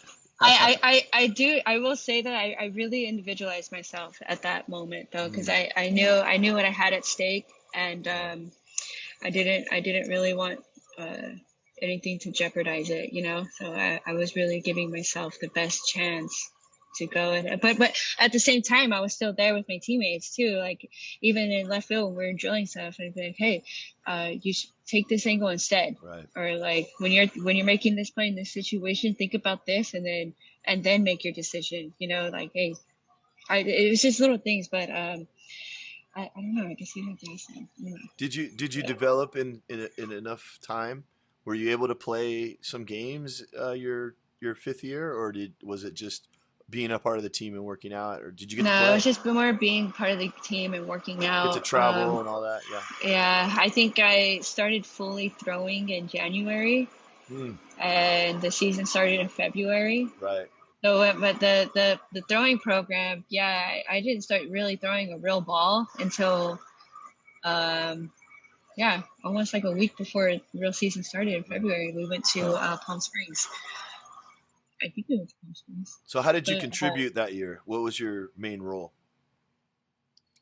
I was just, there, and I was a pinch runner. I was a DP or DH. Nice. DP, DP for a minute, and basically whatever Coach Berg needed, that was my role. Whatever was there, if I needed, I would sit there. She would tell me to, like, hey, sit right here and make sure the outfielders are in the right spots. So I'd be like, all right, cool. So I'd be sitting there and be like, hey, no, that's your job. Big guy, move this way. yeah. So even that, I mean, that was awesome. Was it satisfying to you, or was it bittersweet? It was bittersweet and a little bit satisfying. It was bittersweet, of course, because I would literally give anything to be out there on the field. Yeah. At that point, I did also realize my passion for coaching. Yeah. So I started, paying attention to the coaches and, like, hey, why'd you make this move, or why'd you do this instead of this? It's about time, Lovie. It's about time you did that. Well, so that's almost a graduate assistant kind of a role. It is.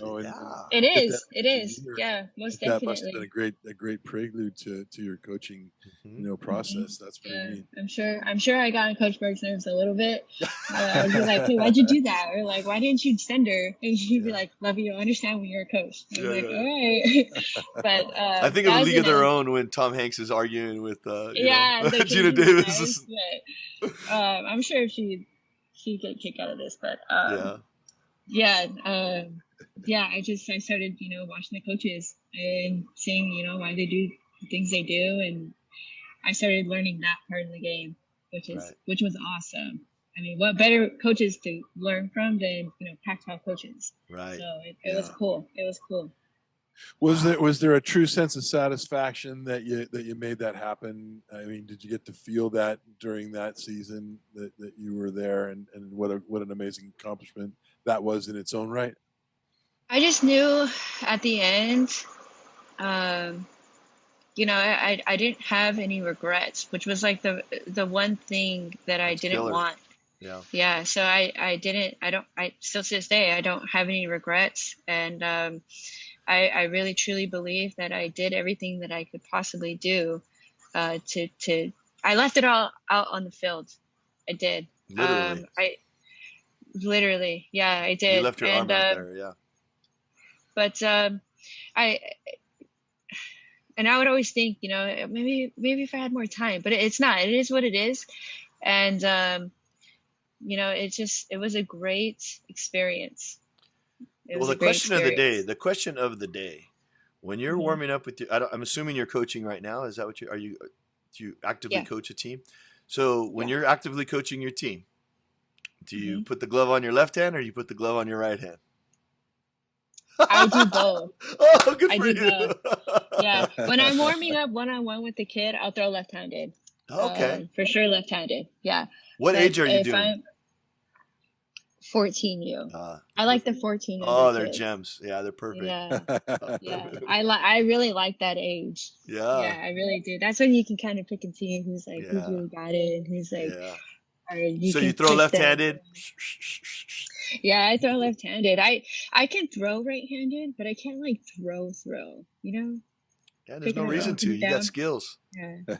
Yeah. So I just throw left-handed. I was actually training. myself a couple months ago. I went and tried out for the Athletes Unlimited, the pro league. Okay. And yeah, that was freaking awesome. Yeah. Even just to go out in Chicago. I'm on the reserve list, but I mean, I was out there for the experience, just to go Right out on. there. Nice. And Oh, that's yeah, cool. I still Yeah, got that's it. way Like, cool. I can still compete out here left-handed, but Now, I mean, do you write left-handed now, or do I you write do. with? Oh my I God. do. Yeah, This right-handed. is it gets more and It's more weird. incredible every Yeah, question. it's weird. It's weird. I think I'm really ambidextrous, but because on whiteboards, I write right-handed on whiteboards. Yeah, Yeah, because you don't want to rub it, huh? Lefties yeah, rub smear it. it. Yeah, Yeah, they but, do. yeah. That's fantastic. So, but That's yeah, amazing. Yeah, that's I've an always- amazing. I've always- How the brain works, you know, Yeah. to train yourself that way. It's a So that, powerful thing. you know, But- yeah, Powerful thing. that's so awesome. It must have a great influence on your coaching philosophies and the way you Mhm. you know talk to your kids and stuff. Do you feel that coming out in your style? I do, because I just, from personal experience, I'm just like, you guys cannot come at me with any excuse. But I understand the limits. I understand. Yeah. I really try to focus on, you know, taking care of your body, even at a young age. I tell the kids, I'll tell the parents, hey, you know, we're in season now. You guys need to make sure, you know, your kids are eating a lot of vegetables, drinking a lot of water, stay away from red meats. You know, I really emphasize that in my coaching now. That's cool. You have to have a good stretching routine. It's just, you know, body maintenance. I teach, Mm-hmm. Lovey, I teach psychology. And Nice. psychology says if you're right-handed, it's your left brain that's controlling everything, and it's analytical and logical. And if you're left-handed, it's your right brain, and you're, you know, artistic and you know, all this jazz. Is there a possibility that you saw did your personality change when you affected the other side of your brain, when you were using the other side of your body? Did you feel anything weird like that, or did you become more did you write poetry, or did you sing more, or did you do those kind of things? I know you were already a dancer and things like that, but was there any noticeable change in the way you thought about stuff, or not really? You know what? I'm making it up. No. I totally believe you. It was just kidding. Yeah, I'm just kidding. But I do write poetry. I like music. See, look at that. I do. You just unlocked the whole side of your brain. I have a secret talent for writing songs. Don't tell anyone. But the rap action, come on. So some bars. Hey, don't give me a mic. Let me tell you, not give me a mic. 1 2 1 2. Yeah, that's hilarious that you say that, because I think so. Yeah, isn't that strange? Yeah. Yeah, it is strange. But I drew growing up. I mean, another secret talent of mine is I taught myself how to play piano at a young age. There you go. And so the musical and the poetry side, the poetic side was always there. Yeah, but that's interesting. I think I am a little bit smarter. You're wiser for sure. I'm more wiser. Yeah, sure. Definitely wiser. What's the difference between Lovie the player and Lovie the coach? That's a big difference. It's like night and day.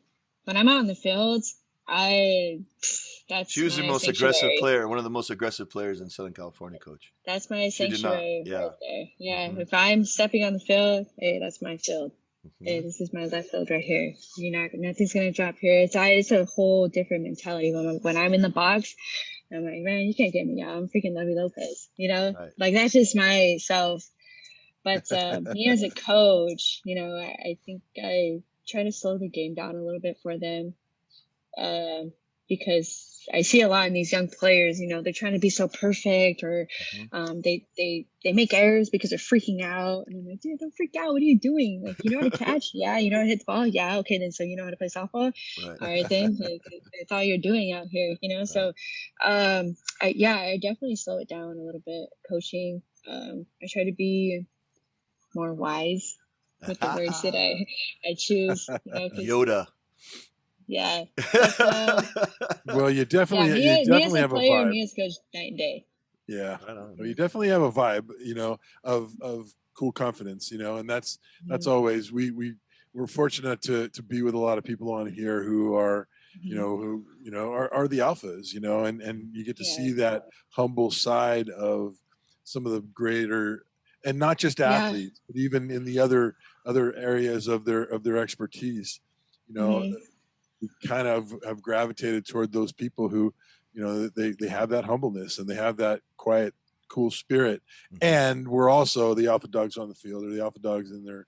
Yeah, that's definitely the difference. Actually, on the field when I'm playing, I'm definitely alpha, a lot of confidence. But when I'm coaching, I'm still young. I'm a young coach. I'm definitely still in my learning stages. It's humbling. That's it. Yeah, that's definitely it. It's humbling. I'm still learning so much. How has the game changed since you've been playing?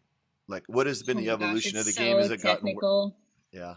It's so technical with all this new technology, and it's like, dude, you don't need all of this. You really don't. You really don't. And even the picture from LSU, or no, not LSU, JMU.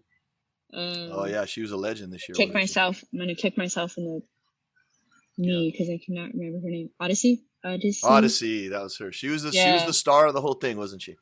I'm so happy that they've aired her and did a story on her, because she showed everyone you don't need all of that technology. You just need a ball and some passion and some love for the game. And she is a prime example. It can take you so far. That is what definitely has changed about this game, is that players aren't out there just playing anymore. It's so technical. It's so technical, even down to the strikes. I always thought that was the deal, like getting the girls to love the game. They have to have fun, and grinding out an 8-hour practice on Sunday isn't all that fun. They'd rather be doing something else. And when they start thinking about something else, then it takes away from what they're trying to do on the field. And I always wondered what the balance was, how to shorten it up, how to make it funner. I thought Jim Mayer did a great job with that. I mean, he was always talking about these other things that had nothing to do with softball. I mean, he said, get that out at first. He would say that 1,000,000 times, 90% of the, but what about the team? And what about the unity? And what about writing letters? And what about the sorority of it, the sisterhood? I mean, if there's coaches out there right now, this is one of the winningest coaches in California, and he had girls write letters to each other every single game. And the girls carried it with them. And nobody rolled their eyes, and nobody thought it was bullshit, and everybody was down for it. And you guys did that. You held hands, and you ran this way, and you ran that way. And, none of that had anything to do with swinging and catching and running. It just made you guys a better team. Yeah, it did. And where is that in the club? Yeah. I feel like it's tough. It's tough in travel ball, because even me playing travel ball, I mean, and not everyone makes it, know, and that's something that I try to emphasize to some of the girls that I coach too, is that, hey, not everybody makes it. So it's just like you kind of have to individualize yourself a little bit out there. You kind of have to be selfish, because, I mean, you have way more. You have thousands. You're not only competing against girls in Southern California like how it used to be. Right. Now you got girls competing all over the United States, all over the world. We got girls from Australia coming to play in the Pac-12. Like, what? Right. The heck? So you have to be selfish in travel ball, but like high school and college is different, because that's your team. I always tell the girls, travel ball is going to get you to college, and high school is going to teach you how to stay. Because you got to be here for 4 years. You got to learn how to deal with these girls you don't like or you do like. You got to do it for your team before you. They're like, oh, okay, maybe. I'm not sure. Lovie, do you find that you got girls that are torn? I know what you're coaching me to do, coach, but my other coach, my hitting coach, or my training coach has a different idea. Do you run into those kind of conflicts when you're coaching the kids that you coach? Yes and no. So to me, I feel like I'm a player's coach. I really do feel that way, and I don't have a specific way in teaching it, because I know everyone has their own style, So what works for you might not work for me, but that doesn't mean it doesn't work. Absolutely. And that's that's the beauty of this game, is that it's not black and white. If it was, we would all look like robots out there, and we don't. Right. So when I just give my okay, well, this is what I think. you know, and if you want to listen to it, fine, it's up to you, but just know that I'm here for you. I'm here to better your game. Mm-hmm. So it's like, if they don't want to listen to it, then hey, that's on you, you know. But what's the end game, Lovie? What are you trying to be are you trying to be a professional coach, like trying to be a college coach, trying to be a high school coach? What are you trying to do? What's that would next? Be awesome. It would be awesome. All the above. Those are all awesome. good. Yeah, all the above would be awesome. If I could just live this life and be a coach, hey, sign me up. I made a lot of money. My life away. I made a lot of money being a high school coach. You know what I mean? I teach all day long and go right. I get to wear shorts. Some of the business people I know, Lovie, are looking for people like you. Oh man, find them anywhere. You know, I mean that's the deal. There's on the path always, for me, the game's always going to be there. You know, it's always going to be something I can fall back on. But I'm definitely working on furthering my education. I'm seeing all these abilities that I have outside of the game. Nice. So that's cool. That's pretty cool. Yeah, I'm doing that, but I love coaching because I can still. That's always going to be a part of me. You know, it's my first love. So it's always going to be there. If I could do that, great. But if I make waves in other avenues, then you know that I'm also I don't do anything unless I really like it. You know, I'm very aware of the time that I have here on this earth. Nice. So yeah, that's kind of how I feel about it. If my end game was to be a college coach, yeah. Can I ask you a personal question about? That's the first time I've heard that.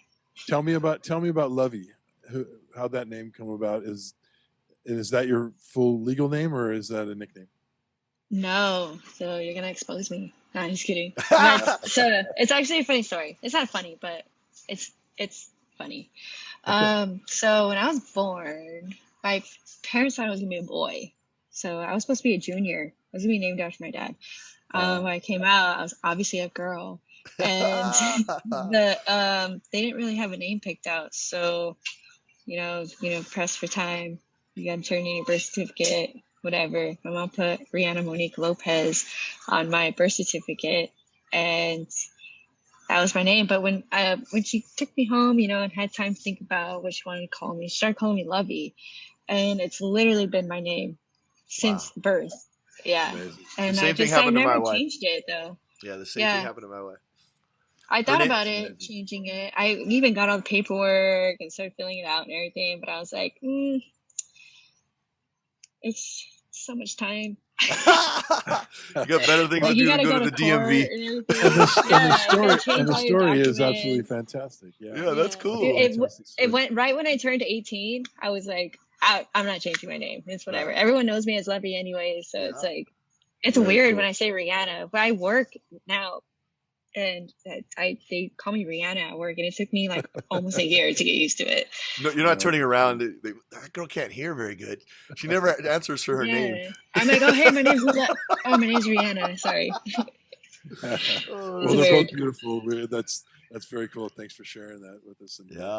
And we're so excited to have you on, and awesome. So now we know that you're going to come back on and probably sing for us, probably at some point. No, don't test my vocals. Yeah, maybe share a you little bit. You have to auto-tune it. Can you edit that? Lovie, it's I don't want to hear any excuses, Lovie. Now we know you. You know what I'm saying? Oh my gosh. You're asking for too much. Thanks for sharing. What a great story and motivation. The people that will hear your story that haven't heard it yet will be amazed, and we're so glad that you shared it with us and came on with us. Thank you for having me. This was a blast. Cool. This is actually really fun. Podcasts are cool. Yeah. Well, we got some quick stuff at the end that we do that Tommy will take you through and answer a few quick fire questions, and then we'll finish up and we'll let you go. Okay. All right. Ready? So now I gave you some of these questions, so you already know what they are. So what's your Desert Island 5 records? What are you going to take on the desert island? What music? For sure, Flint. All right. I'm taking a Flint. See, I'm about to look at what Flint is. I don't know what that is. What? I don't know. Serious? I'm old. A fire starter. You know what a Flint is? I know what a Flint is. I need a knife for sure. No. What music are you going to take? Oh, I thought you were saying like Flint was like a rapper or Outfielder. something. I'm like, I never heard of Flint. Oh, music. Oh my we go gosh. deep. We go deep on the music, Lovey. So like we were both. I was like, dang, Oh my Lovey's gosh, that's some music. deep Yourself out shit of the right whole there. deal. That's supposed to be Wait, from so I take Corvallis, 5? baby. Yeah, 5. 5 musics. Okay. Oh man, Flint. that was tough. Firestarter. Fleetwood Mac. No, I'm just kidding. Yeah, Fleetwood Mac. Okay, Oh, so Jesus, that was let's awesome. see. I have to have Johnny Cash for sure. Ooh, nice. I like Johnny Cash. Sure. Can I take genres? I like oldies. Okay. I have the oldies. All right. Yeah. Right on. You gotta have some Patti LaBelle in there. You know? Ooh. Right Um, on. One more. Probably. Shoot, man, I love music. This is hard. It's a really hard question. Who's gonna get me through cold, dark nights? Probably J. Cole. I like J. Cole. Ooh, all right. Oh, Cool, wow. cool, cool. All right, Yeah. we'll come back to that. Yeah, you don't know what's Yeah. coming. Yeah. Who's one person who made an impact on your life that doesn't know it? Ooh.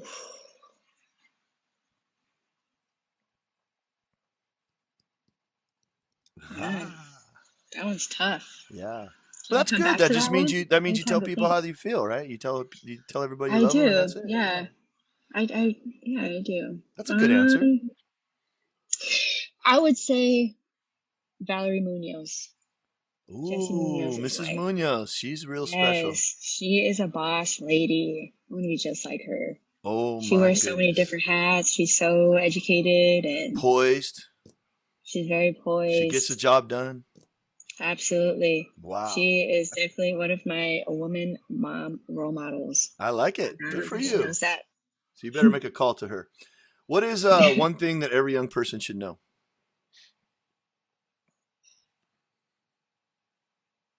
Yeah, these are tough questions. I know. That's why I gave them This to is you. gonna be You're supposed to know. quick. Well, we'll get to that. I should have gave you Take homework. your time. Yeah, Take your yeah, time. yeah. Everything's gonna be all right. Just take your time.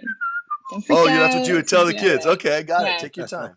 Just Ooh, relax. that's good. I was always in a hurry. I'm still in a hurry. That's Yeah. awesome. Yeah. Good for you. All right. What would you like to be known for in 50 years? I would say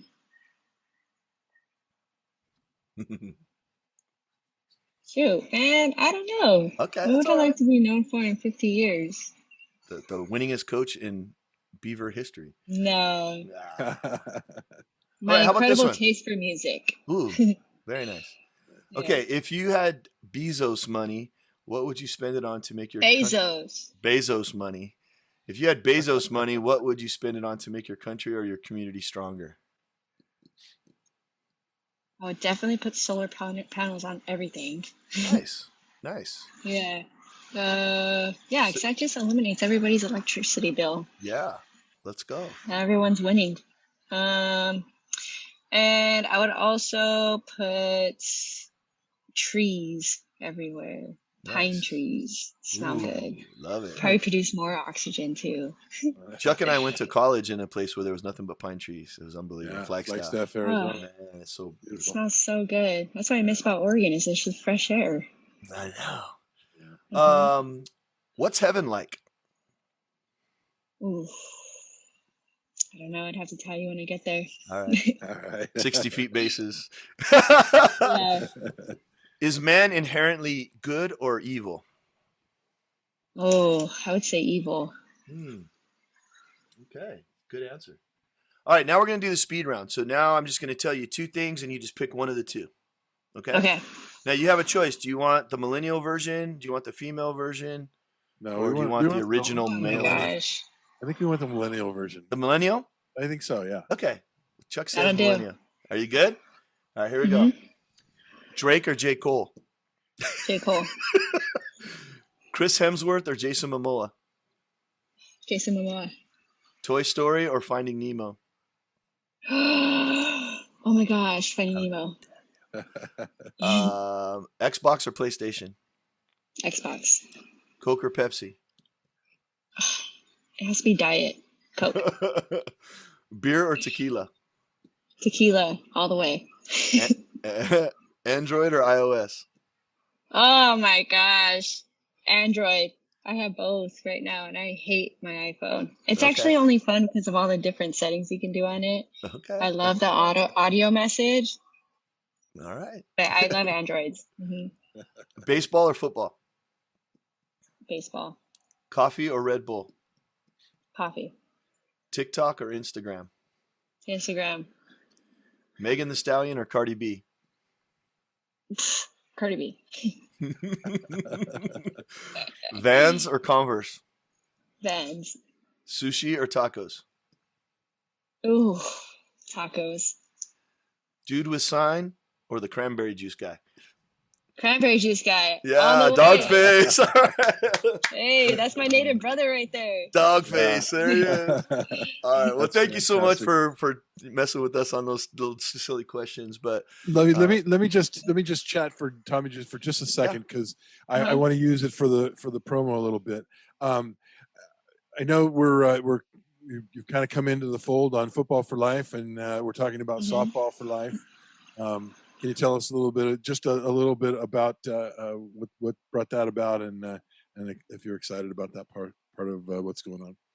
Yeah, so I think Jesse Munoz actually passed my information along to Joe, and he kind of just had a phone call one day, and he told me what they were doing, and I thought it was great that they were going out to the reservations and, putting camps on for the kids, which is something I enjoyed, something I did in Oregon on the reservation out there with my time at Oregon State. And I was just excited to even go out there. I said, hey, say less, I'm there. And then when we eventually got to sit down and have breakfast and go into the details about everything, it just made me even more excited, and my wheel started turning.